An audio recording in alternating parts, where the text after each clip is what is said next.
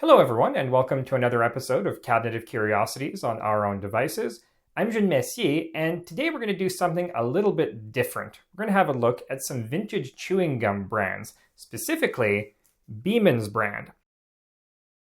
Now, I know what you're thinking. What on earth does this have to do with vintage technology? Was this a belated April Fool's joke? Have I finally sold out to big candy? No, I can assure you that I'm actually going somewhere with this.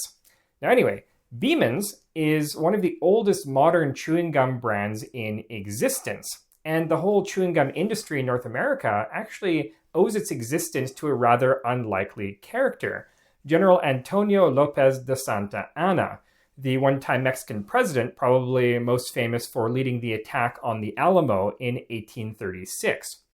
Now, in 1855, Santa Anna was deposed, and he spent the rest of his life in exile in various places, including Cuba and the United States. And in the late 1850s, he arrived in Long Island, New York, with a large shipment of a substance called chicle. And chicle is the dried sap of the sapodilla plant. It's very similar to raw latex, and for thousands of years, this has been chewed by residents of Central and South America as an early form of chewing gum. And this was a habit that Santa Anna had picked up.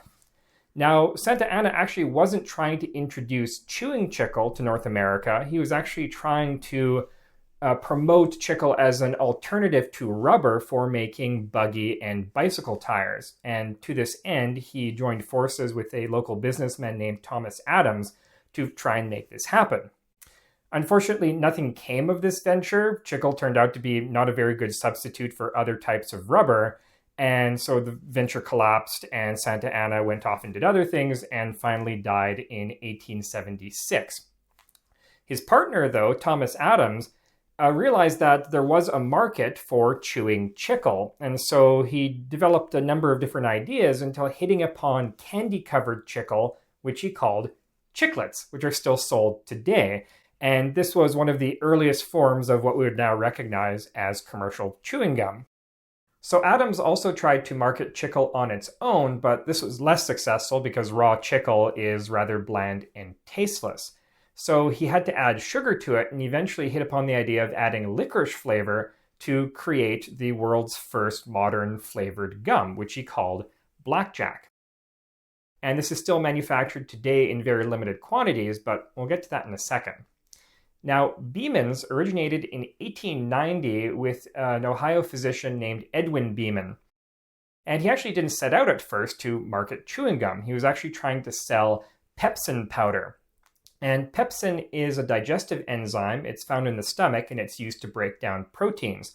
And a common belief at the time was that taking, supplementary pepsin would help with indigestion, dyspepsia.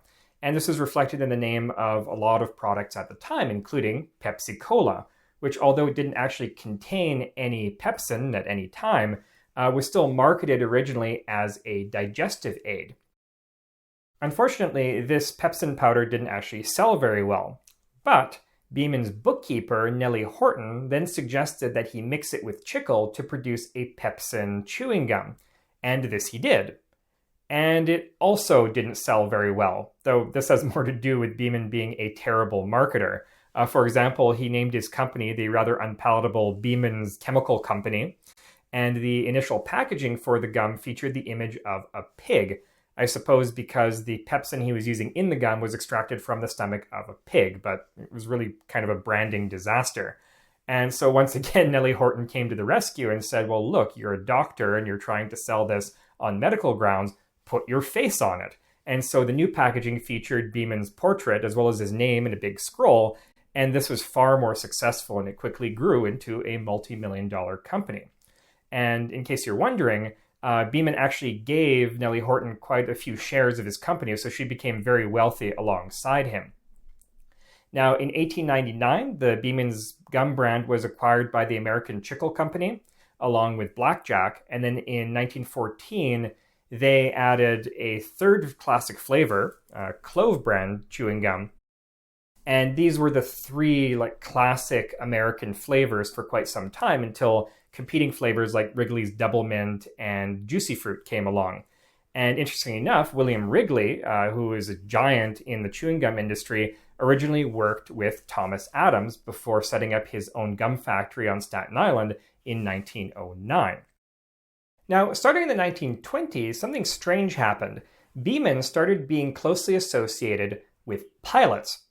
And how this probably got started was that the initial marketing claim that Beemans can settle your stomach probably evolved into a belief they could help with airsickness. But however this got started, Beemans eventually became sort of a totemic object, a good luck charm for a lot of pilots. And the association between pilots and Beemans was really anchored in the late 1940s, early 1950s, when Chuck Yeager, the first pilot to fly faster than the speed of sound in level flight, admitted in an interview that he always chewed a stick of Beemans before every flight. Now, while the pepsin content probably wasn't responsible for any perceived positive effects, there are advantages to chewing gum if you're a pilot. Many of you have probably used chewing gum to help equalize your ears when flying in the cabin of a pressurized aircraft. And when you're breathing pure oxygen, that oxygen is usually very dry and it tends to dry out the inside of your mouth. So you can chew gum to stimulate your salivary glands and moisten the inside of your mouth. So there are advantages. Yet despite this association between pilots and Beemans, sales of the gum really started to decline after the 1950s due to competition with more popular brands, and production ceased entirely in 1978. The brand was brought back in 1985, but this also didn't last very long. And it wouldn't be until the 2010s that the brand was resurrected once again by the Cadbury Adams Company. And they continue to produce it on an intermittent basis. Every 2 to 3 years, they'll produce a batch of Beemans along with clove and blackjack, distribute it, and then wait another 2 to 3 years before making another batch. And that's how I came across these. My local dollar store actually carries it once in a while, and whenever they do, I basically wipe them out of all 3 brands because I like them so much, and they're just interesting historical curiosities. Now, modern Beemans is very different from its original form. It no longer contains pepsin. This is because, well, number one, pepsin doesn't actually help with dyspepsia, and number two, it actually, being an enzyme, can cause severe irritation of the stomach and the mouth, which is the exact opposite of what you want. And also, it no longer contains any chicle. Like every other gum brand, it uses a synthetic gum base, but it still has approximately the same flavor. Now, the strong association between Beemans and pilots and other adventurers has led to the gum being featured in a lot of films, including The Rocketeer. That's fresh paint, damn it! You want me to crash? Chewing gum ain't gonna keep your butt up in the air. Hot Shots. Here, have some of my lucky gum. And probably most famously, The Right Stuff. Hey Ridley, you got any Beemans? Yeah, I think I got a stick. Loan me some, will you? I'll pay you back later. Fair enough. Hey Ridley, you got any Beemans?